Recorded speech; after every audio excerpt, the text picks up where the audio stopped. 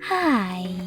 In front of me is Sony Xperia 5 Mark V, and today I would like to show you how you can change font size.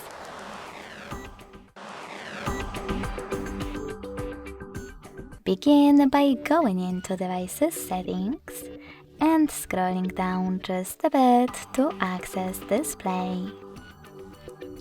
Then scroll down again. Tap on Display Size and Text. And finally swipe left or right on Font Size slider to adjust it.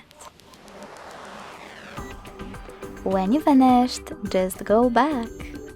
So when I do that, as you can see, size of my font has changed.